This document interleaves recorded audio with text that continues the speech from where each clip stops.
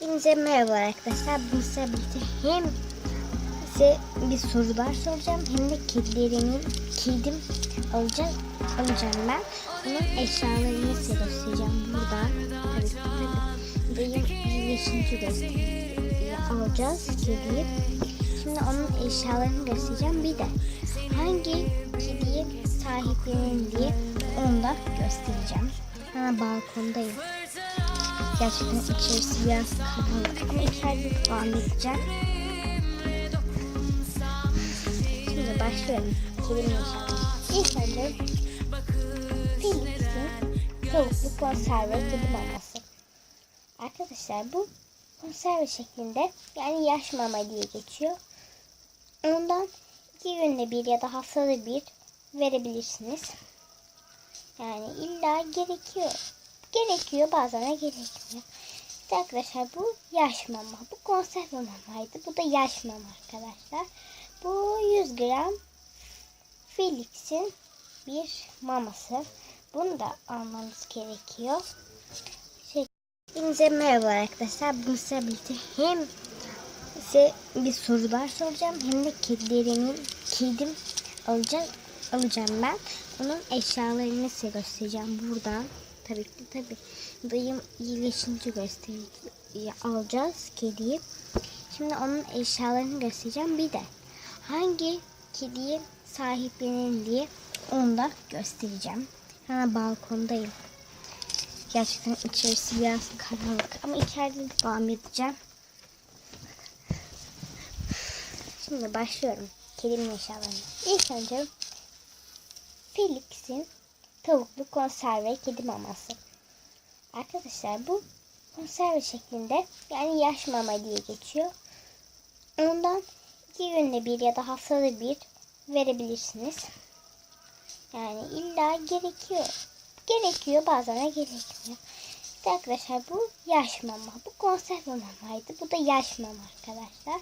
Bu 100 gram Felix'in bir maması. Bunu da almanız gerekiyor. Şekerin Whiskas Junior Boycu Mama Kos. Bu da konserve. 9.45 lirası. Ben bunu bir de resim çektim. Şu anda galerideyim. Devam ediyorum. Mat macunu arkadaşlar. Mat macunu neden gerekiyor diye sorarsanız, biliyorsunuz ki kediler habire kendini yalayarak geçirirler. Sonra o tüyleri boğazına kaçıyor arkadaşlar. Kaçınca da yani hem kusma yoluyla çıkıyor onlar, hem de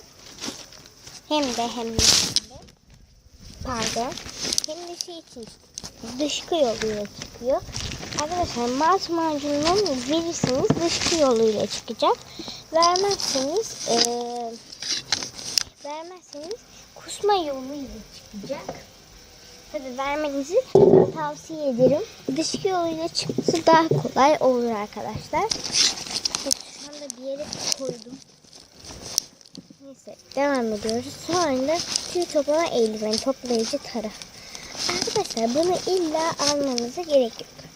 Benim evimizde taraklar var, yumuşak taraklar. Ondan tarayabilirsiniz. Ama ben kendi resmini çekmek istedim, almasak bile. Evet. Bitmedi arkadaşlar bunlar. Bunları şöyle yapalım. Evet. Sonra kedime dişleri alacağım, kıyafet alacağım. Bilmiyorum alır mıyım, almam mı diye. Bunu kışın giydireceğim. Veteriner falan götürsek. Yatak arkadaşlar. Pembe bir yatak alacağım ona. Sonra taşıma kabı çantası. Köpekler için de kediler için de 16 lira. Bazı internet sitelerinde daha 23 lira falan. Ben o Pet'le birden bakarken 23 lira falandı arkadaşlar. Ondan Neon 1'den baktım. Devam ediyoruz. Tırmalama tahtası. Şöyle göstereyim ben arkadaşlar. Şuraya koyayım bence.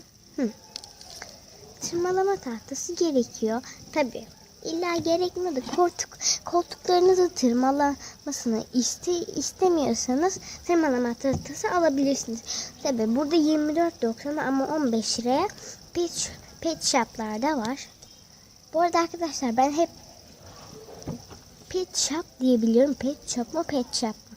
Bence pet shop'tur ama bazı insanlar da böyle diyor. Yani artık pet shop diyeceğim ben ona. Çünkü ben de pek fazla emin değilim. Neyse devam ediyoruz. Çelik mama.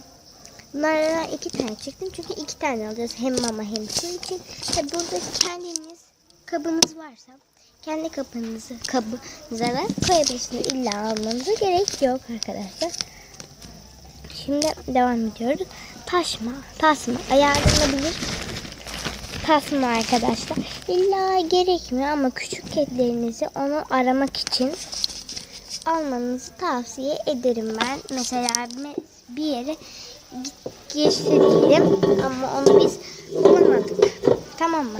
Onu biz bulamadık. O yüzden çıngırak sayesinde bulabiliriz. Şimdi devam ediyoruz. Evet. Devam ediyoruz. Gezdirmelik tasma. Arkadaşlar buna gerek yok. Ama mesela ben gezdirmek istiyorum. Tabii arkadaşlar bunlar yavru kedi için. Burada 40 lira. Petli bir deki 70 lira var. O yüzden ben böyle zaten büyüyünce gezdireceğim. Onun 5 aşısı da bittikten sonra olması gerekiyor. Zaten 5 aşısı bittikten sonra yani bu kadar olur ya da bundan büyük olur. Neyse devam edelim. Kapalı tuvalet. Kapalı kedi tuvalet kabı. Arkadaşlar kapalı anlasını tavsiye ederim. Bir de filtreli olması gerekiyor. Hem böyle koku yayılmaz. Tabii koku yayılmasın için kokulu kum almanız gerekiyor. Bir de topaklanan kum almanız gerekiyor. O zaman arkadaşlar o pis koku içeride duruyor. Temiz kedi kumu da o beyaz sabunlu için çıkıyor arkadaşlar. Koku olarak çıkıyor. Devam ediyoruz. Evet arkadaşlar. Royal Canin'in Baby Cat diye bir mamasını alacağız biz. Bu 400 gramlık 38 lira. Bunlardan alacağız. Evet şimdi geçiyoruz sevdiğim yere. Evet arkadaşlar siz hangisini beğendiyseniz o kediyi yorum olarak yazın bir tane ama. Biz biliyorsunuz ki kedi sahipleneceğiz. Hangi kediyi sahipleneceğiz? Şöyle bir kedi var. Çok tatlı bir kedi bence. Başka böyle örümcek adam var. Şu adı da zaten örümcek adam. Şu şapşik gibi ya. Çok tatlı bu da. Sonra böyle ben onun boynunu çektim. Yüzüm acayip bir şekilde tatlı. Ben bunu pek fazla beğenmedim arkadaşlar. Ben bunu siliyorum. Evet arkadaşlar bu biz bu kediyi beğendik. Ama şöyle böyle gösteriyorum. Evet arkadaşlar. Bu kedi var. Bir de arkadaşlar bu var. Tabi bununla öbürküsü aynı kedi arkadaşlar. Yani farklı bir kedi değil. Devam ediyoruz. Bunların birisi erkek ama hangisinin erkek olduğunu bilmiyorum. Genellikle şu kahverengi olabilir. Neyse devam ediyoruz. Neymiş? Kucak dolusu oyun. Bir de kucak ve oyun delisi minik. Bu da çok tatlı. Bu da yani bu sokaktan herhalde. Bu da harika. Gözleri ince gibi yemin ediyorum ki. Arkadaşlar bizim alacağımız kedi buydu. Şöyle göstereyim ben. Şunu şöyle yapalım. Şimdi bakar mısınız? Çok tatlı değil mi arkadaşlar? Çok tatlı. Biz bunu almayı düşünüyoruz. Tabii siz de yorum olarak fikirlerinizi yazın. Aynı kedi zaten. Bir de şöyle bir sarı Bu da 2 aylık yakışıklı yavrumuz Bursa için 30 yaş üstü aileyi sözleşme ve takip şartıyla yuvalandıracaktır yazıyor. Arkadaşlar bu da çok tatlı. Gerçekten bu da çok tatlı ya. Da annemin beğendiği kedi. Bu arkadaşlar erkek. Aynı kedi. Bu farklı 45 günlük arkadaşlar bu kedi. 45 günlük erkek smoking kum eğitimi var. Kuru mama yiyor. Anne sütü ile beslendi. Sağlıklı. Bu 2 aylık yani arkadaşlar. 45 günlük. Bu harikaymış. Sonra şöyle bir sarışın var. Arkadaşlar burada çok kötü olabilir. Yani böyle değişik değişik şeyler olabilir. Nedense böyle şeyler oluyor. Sonra böyle bir şey var. Bunun üstteki fazla yüzü gözükmedi ama gene de çektim. Şöyle minnoş kardeşler var. Herhalde bu erkek ya da şu gözü altta beyazı da var. O da erkek olabilir. Bu da çok tatlı. Bakın. Sonra böyle bir beyaz var. Beyaz var. Gösterdim zaten. Belki şurada da kedilerimiz vardır. Ve şurada da bunlar. Evet neyse arkadaşlar.